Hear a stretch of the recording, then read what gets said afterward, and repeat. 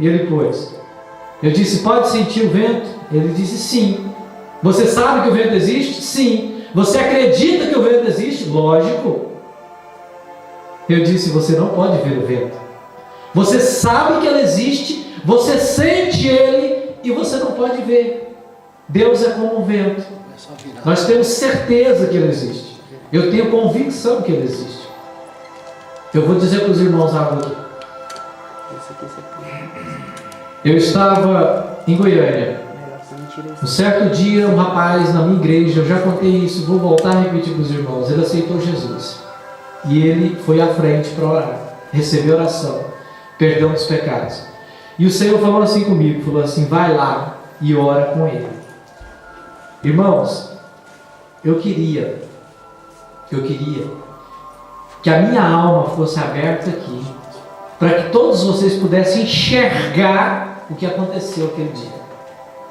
Quando nós oramos, ele disse, levantou-se, estava ajoelhado, pegou na minha mão, e o Espírito Santo disse assim para mim, cumprimenta ele pelo nome. E eu tinha tido uma visão durante a oração, mas até então eu achava que era coisa minha. Nessa visão, eu vi um anjo, arrancar uma caneta dourada das costas e pegar um livro todo dourado e pegou agressivamente as folhas do livro assim e puxou e fez isso. E foram passando páginas, até que parou uma página branca. E ele pegou aquela caneta dourada, escreveu o nome dele, daquele rapaz, no meio da página do livro. Aí o Senhor disse comigo no meu coração, disse, olha, cumprimenta ele pelo nome, dessa visão que eu te dei. E eu pensei comigo, nem que eu pague um mico, mas eu vou chamar ele pelo nome. Eu nunca tinha visto ele. Eu peguei nas mãos dele e disse, Pai do Senhor, irmão, fulano de tal. Eu não me lembro mais o nome dele. Ele olhou para mim e disse, você me conhece de onde? Irmãos, exatamente do jeito que eu estou contando aqui foi. Eu não estou aumentando uma letra, eu não estou diminuindo uma letra. Eu estou na presença de Deus e quero que Ele traga juízo sobre a minha vida, se for mais do que isso, se for menos que isso. Ele disse, você me conhece de onde? Eu disse, eu nunca te vi, mas como você sabe o meu nome? Eu disse para ele, eu acabei de ver o anjo de Deus escrever o teu nome no livro da vida. E ele desabou em choro. Ele não se continha, chorando. Eu digo para os irmãos que eu sou privilegiado. Sabe por que eu não tenho direito de praticar um pecado pensando assim, depois Deus me perdoa, dá nada não, depois Deus me perdoa, Deus é misericórdia. Sabe por que eu não tenho direito? É porque a gente, quando experimenta coisas do céu, real, verdadeira, a gente não tem mais esse direito. Não é que alguém tem esse direito, ninguém tem esse direito, mas eu estou dizendo que não cabe mais. Sabe por que eu não conseguiria ir lá para o mundo e abandonar a igreja? Foi o que Pedro disse para Jesus, para onde iremos nós, Senhor, se só o Senhor tem palavras de vida eterna?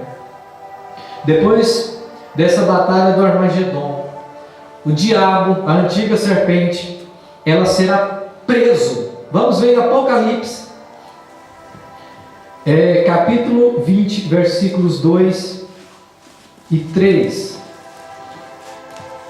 Apocalipse 20, 2 e 3. Capítulo 20, versos 2 e 3. E ele prendeu o dragão, a antiga serpente, que é o diabo e Satanás, e amarrou por 1000 anos, lançou-o no abismo, e ali o encerrou e selou sobre ele, para que não enganasse mais as nações, até que os 1000 anos se completassem. Depois disto, é necessário que seja solto por um pouco de tempo.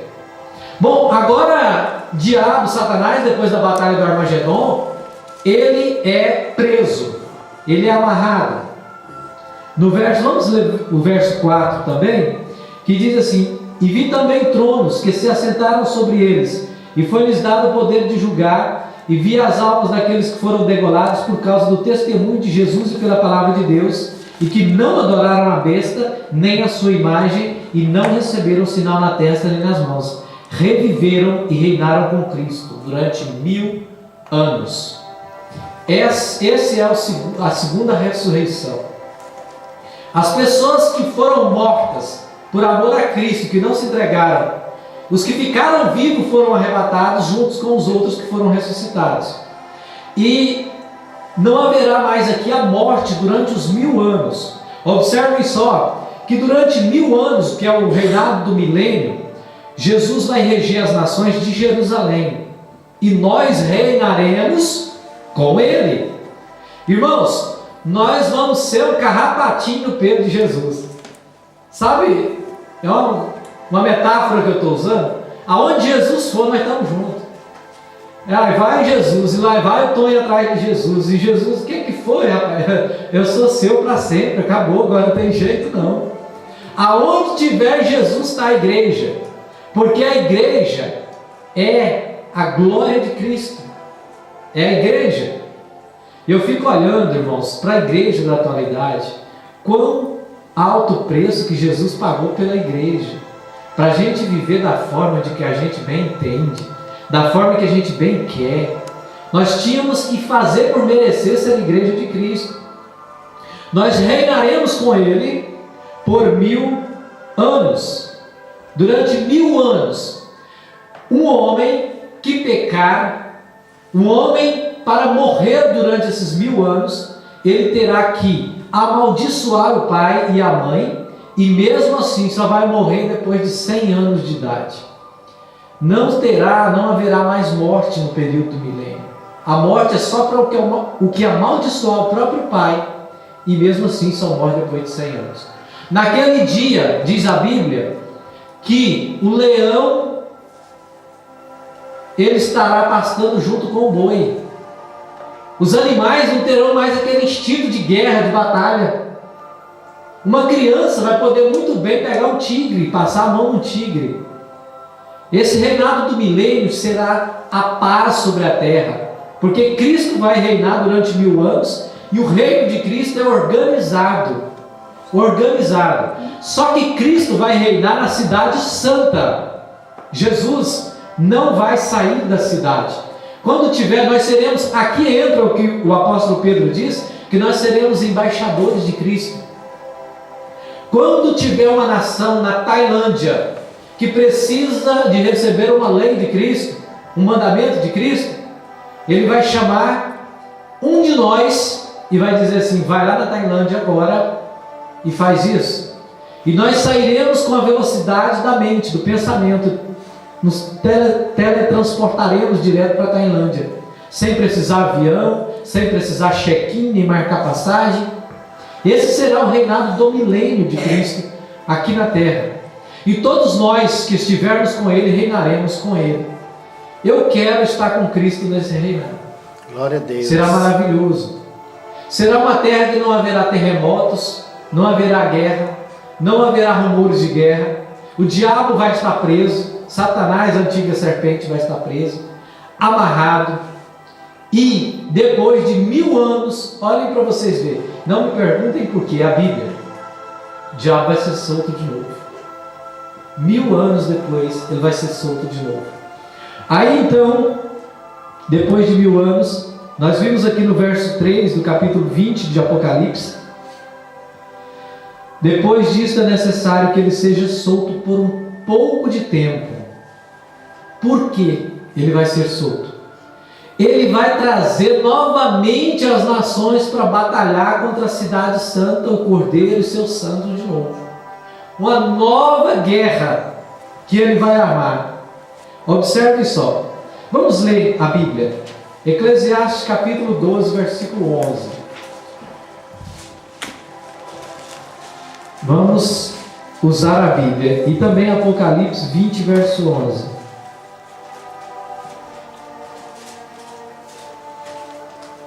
Quem encontrar Eclesiastes 12, 11 pode ler.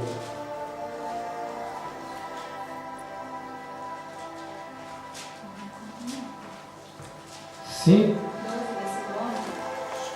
As palavras dos sábios são como pregos bem pregados, são como as varas pontudas que os pastores usam para guiar as ovelhas. Essas palavras foram dadas por Deus, o único pastor de todos nós. Sim, agora em Apocalipse, verso 11 do capítulo 20. E então vi um grande trono branco, e o que se assentava sobre ele, da presença dele fugiram a terra e o céu, e não se achou lugar para eles. Quando acontecer isso, quando acontecer que o diabo for solto e fará guerra novamente contra a cidade santa, aí diz a Bíblia que o próprio Deus vai soltar da sua espada, da sua boca, uma espada que destruirá todos eles. E aí o diabo, ele não vai ser mais preso, ele vai ser lançado, Deus vai pegar o diabo, vai pegar o inferno e vai lançar no lago de fogo. Agora entra a última parte, a mais importante que nós devemos saber para pregar para as pessoas, não para passar por lá: o juízo final. Eu, antes de ser evangélico, antes de aceitar Jesus, eu já ouvia falar muito do juízo final. É uma coisa que todos os católicos, toda pessoa sabe o que é o juízo final.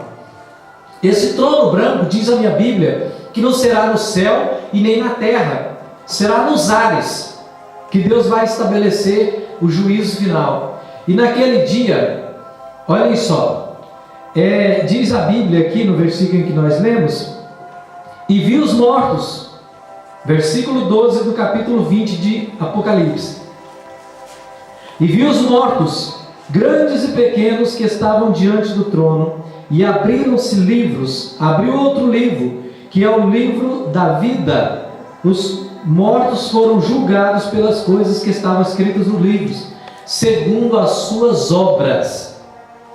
Esse julgamento, juízo final, ele é para as pessoas que não serviram a Cristo. É para quem não quis, não aceitou a Cristo.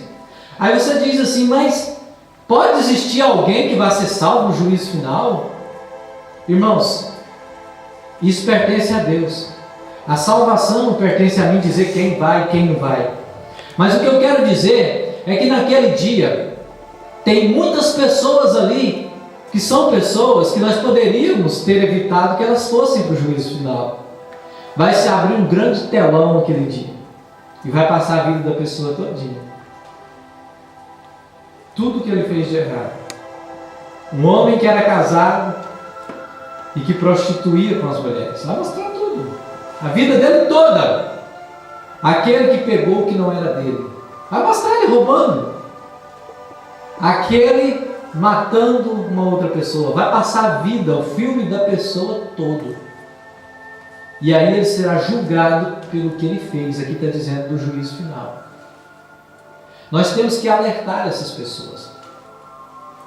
Mahatma Gandhi, que foi o maior ícone da Índia, ele esteve na Inglaterra, ainda adolescente, para estudar direito, um curso que ele cursou na Inglaterra, em Londres. Ele se formou advogado e ele esteve em Londres. Quando ele chegou em Londres, ele procurou abrigo numa igreja evangélica. E ele diz na história do livro dele que ele sentou-se ao lado de uma senhora inglesa e ela tirou a criança de perto dele e sentou bem longe. Porque todo indiano, você conhece o indiano, sabe que ele é pardo, assim, uma cor morena, e ele tem aquele cheiro de incenso impregnado na pele dele, porque eles queimam muito incenso. Ele foi, podemos dizer, discriminado por aquela mulher. Quando terminou o culto, era uma noite fria em Londres, era no inverno, lá é muito frio. Terminou o culto, ele disse assim: eu vou conversar com o pastor. E foi para conversar com o pastor saiu pelos fundos por uma porta que dava acesso à saída. Aí ele chamou o diácono, disse assim: eu cheguei agora da Índia e eu não tenho lugar para passar a noite, eu estou com frio, você tem um abrigo para mim dormir? O diácono da igreja disse: não, isso é problema da rainha, não é problema meu. Você tem um prato de sopa, alguma coisa? Eu estou com fome. O diácono disse: isso aí é com assistência social e não tem ninguém aqui hoje, não é problema meu, me dá licença que nós vamos fechar a igreja. Empurrou ele para fora. Mahatma Gandhi disse que dormiu com frio quase 0 graus à noite. ele dormiu enrolado nos papelão. Quase morreu à noite de frio. Mas ele conseguiu vencer. Ele se formou em direito, se tornou um dos maiores escritores do mundo, que o mundo já viu. É o ícone da Índia, foi ele quem conseguiu a liberdade da Índia, da possessão inglesa, que os ingleses dominavam a Índia. E ele voltou para lá, para a Índia, para ensinar as religiões que ele acreditava, para ensinar as crenças que ele acreditava, que um rato é Deus. Lá nos templos hindus, eles colocam um prato de comida podre, eles colocam um prato de leite podre, para os ratos saírem e virem comer sobre aqueles pratos de comidas. E eles põem suas crianças e jogam a comida podre em cima das crianças, para os ratos passearem em cima das crianças, para eles dizerem: o nosso Deus nos visitou, que é o rato. Tem uma outra parte dos indianos que adoram também os elefantes, que o elefante é o Deus deles. Tem outros que a vaca é o Deus deles. Eles têm mais de 1000 deuses, os indianos. Mahatma Gandhi influenciou 40 milhões de pessoas. A religião que ele criou influenciou 40 milhões de pessoas. Nesse dia do juízo final, eu quero que você veja comigo, abrindo-se uma porta para o inferno, e a alma de Mahatma Gandhi sendo tragada para o inferno, e Jesus olhando para ele dizendo assim: Gandhi, eu te dei tanta inteligência, por que você não usou essa inteligência para ganhar almas? Por que você não me aceitou, Gandhi? Ele vai dizer assim: eu tentei, Senhor, eu fui para a tua igreja, mas lá na tua igreja eles pregavam o evangelho da boca para fora, eles pregavam uma coisa e eles viviam outra, eles diziam que amava e eles matavam, eles diziam que o Senhor era bom, mas eles eram ruins, eles eram maus. O povo da tua igreja não me deixou crer em ti. E Jesus vai dizer assim: Gandhi, junto com você vai descer 40 milhões de homens, de mulheres, de crianças para o inferno, Gandhi. Você está levando com você 40 milhões. E vai olhar o diácono que não negou um prato de comida para Gandhi. E vai dizer assim: haverá menos juízo para Sodoma e Gomorra do que para você, porque você fez escandalizar um pequeno, e esse pequeno era um gigante, que teria influência sobre 40 milhões de pessoas. Eu quero que você imagine Gandhi descendo com 40 milhões de almas e dizendo: eu tentei, mas não me deixaram. Sabia que tem muitas pessoas que não é crente porque nós não deixamos? Eu deixo, irmão. A porta da igreja está aberta. Não estou falando disso não. Sabe de que eu estou falando? Eu estou falando do meu e do teu testemunho. É o nosso testemunho, é quem ganha essas pessoas. Essas pessoas têm que olhar para nós e nos ver diferente do que Gandhi viu naquele dia. Essas pessoas têm que olhar para nós e dizer: eu vejo Deus na vida desse povo. Eu vejo Deus na vida desse povo. Quando Deus aparece a Isaac, ele diz assim: olha, Isaac, eu sou o Deus de teu pai Abraão. Isaac logo apronta-se bem para Deus e diz: então é meu Deus. Eu queria que você refletisse agora, você que tem um filho em casa. Se Deus aparecer para o teu filho e dizer assim: eu sou o Deus de teu pai, qual será a reação do teu filho? Ele irá dizer assim: então serve para ser meu Deus. Ou ele vai dizer assim: não quero, eu não te quero como meu Deus. Meu pai fala que nós temos que ser bom, meu pai é ruim. Meu pai é crente na igreja, em casa ele é um demônio. Se tu és o Deus do meu pai, eu te rejeito. Qual é o nosso testemunho para com a nossa família, para com os nossos amigos? Esse é o evangelho que nós devemos pregar, um testemunho de vida. Por isso que nós não nos damos ao direito e nem ao luxo de cometer erros para poder impedir as pessoas de chegar a Cristo e de serem salvas. Vamos ver Apocalipse, Versículo 14 agora, capítulo 20, verso 14. Então a morte e o inferno foram lançados no lago de fogo, que esta é a segunda morte. E todo aquele que não foi achado escrito no livro da vida foi lançado no fogo. Jesus disse que este fogo, que este lago de fogo, eu quero que vocês entendam o que era o lago de fogo. Lá em Jerusalém, eles tinham o costume de ter um lixão do lado de fora da cidade, do lado de fora dos muros. E no lixão, eles queimavam tudo enquanto é porcaria que não prestava. Por exemplo, roupa, calçado, lixo, para colocar fogo. E esse lixão ele queimava dia e noite, porque sempre alguém jogava um lixo lá e o fogo nunca apagava. Então o lago de fogo, ele é simbolizado aqui. Eles lá em Israel, em Jerusalém, chamavam esse lugar de lago de fogo. Oh, tem que ir lá no lago de fogo, vamos lá comigo? Ah, o que você vai fazer? Ah, vou jogar uns trem lá para queimar. Então o lago de fogo que ficava do lado de fora da cidade de Jerusalém, Jesus usou essa linguagem para dizer: e serão lançados no lago de fogo, onde o bicho nunca morre e o fogo nunca apaga. A alma do ser humano é imortal. Vocês sabiam que a alma nunca morre? Ali, no lago de fogo, as pessoas vão permanecer, aqueles que foram levados, que foram lançados no lago de fogo, eles vão ficar lá para a eternidade, para todo o sempre. Agora eu quero que você imagine quando você queima um dedo lá na cozinha. Queimou um dedo numa panela, já viram tanto que arde? O queimar de um dedo?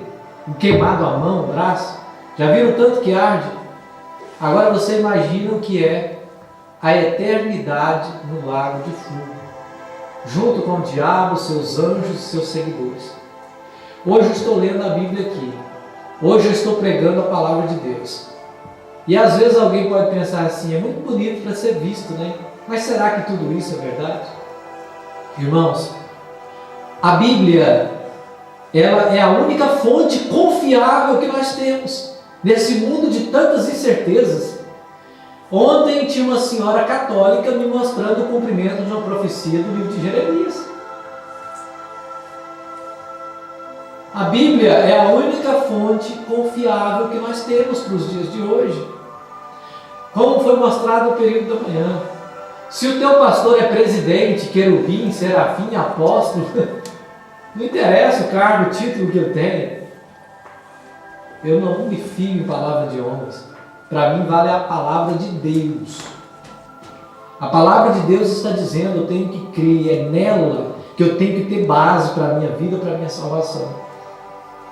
Aí, vamos para Apocalipse 21, verso 1 e 2. Agora, então vi um novo céu e uma nova terra, pois já o primeiro céu e a primeira terra passaram, e o mar já não existe. Então essa terra nossa será destruída, porque descerá as estrelas do sol, as estrelas do céu cairão do seu firmamento, a terra vai arder com fogo e enxofre. Para entendermos melhor, vamos Malaquias, capítulo 4, versículo 2. Malaquias, capítulo 4, verso 2. Vamos ler o 1 também. Certamente aquele dia vem, arderá como fornalha. Todos os soberbos e todos os que cometem impiedade serão como restolho. E o dia que está para vir os abrasará, diz o Senhor dos Exércitos. De sorte que não lhes deixará nem raiz, nem ramo. Observem só. Tem uma seita por aí que dizem, que estão dizendo por aí, que essa terra aqui não vai passar, que nós vamos morar nela. Agora a Bíblia está dizendo que as estrelas vão cair do céu e que não ficará nem raiz nem ramo que não seja queimado, que essa terra vai ser destruída. Eu creio no que a Bíblia diz, que haverá um novo céu e uma nova terra que vai estar surgindo. O apóstolo João relata aqui no capítulo 21 que nós lemos, no verso 1 e 2, sobre o novo céu e a nova terra. Eu acho interessante isso, é que aqui não existe mais o sol, e não existe mais o mar, não existe mais as estrelas, não existe mais nada disso, não existe mais os firmamentos. Vamos deixar passando aqui. Então vi o novo céu e a nova terra, pois já o primeiro céu e a primeira terra era passado, e o mar já não existe. Vi também a cidade santa, a nova Jerusalém, que de Deus descia do céu, ataviada como uma noiva para o seu noivo.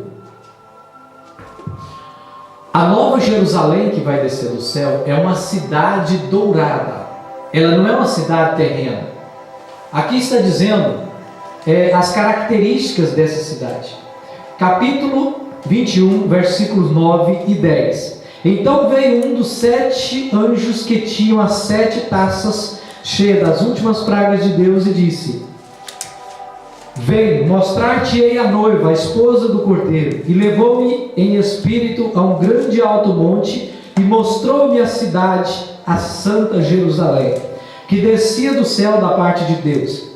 Ela brilhava como a glória de Deus, e o seu brilho era semelhante a uma pedra preciosíssima, como a jaspe cristalino. Tinha grande alto muro com 12 portas, e nas portas 12 anjos, e nomes escritos sobre elas, que são os nomes das 12 tribos de Israel. Do lado do oriente tinha 3 portas, do lado norte 3 portas, do lado sul 3 portas, e do lado opoente 3 portas.